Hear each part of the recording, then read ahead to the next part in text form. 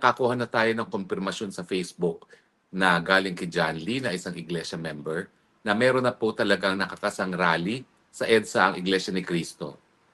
Kung maalala nyo, yung huling nag-rally ang Iglesia ni Cristo sa Luneta, napuno nila ang Luneta. 1.4 million ang nag-attend. No? At sigurado ako na itong panawagan nila na 2 araw na pagrarally, mapupuno nila ang EDSA. Kasi ang EDSA, mas madali naman mapuno yan. Pagamat yan po ay mahaba, makitid po, no? Hindi gaya ng Luneta na malawak.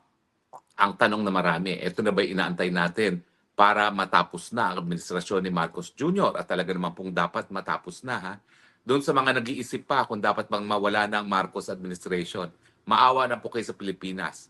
Umabot na po ng 60 ang palitan sa piso. Ibig sabihin, wala na pong kumpiyansa ang kahit sino sa piso. Bakit po? Kasi nga po lumalabas na napakahina na ng ating ekonomiya dahil nga po sa 2 bagay, no? Sa korupsyon na lantaran at pangalawa, dun sa masamang pangrelasyon na panglabas ng Pilipinas na talagang inaaway ng Marcos administration, ang pinakamalaki at pinakaimportanteng trading partner ng buong daigdig ngayon, ang bansang China.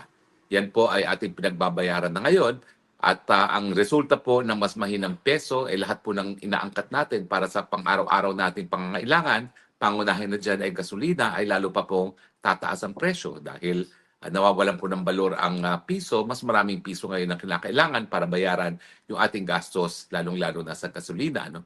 At siyempre, lahat naman po kapag tumaas ang presyo ng gasolina ay tataas. Kasama na po dyan ang presyo ng pagkain dahil lahat naman po ng pagkain meron talagang kalagap for transportation. No?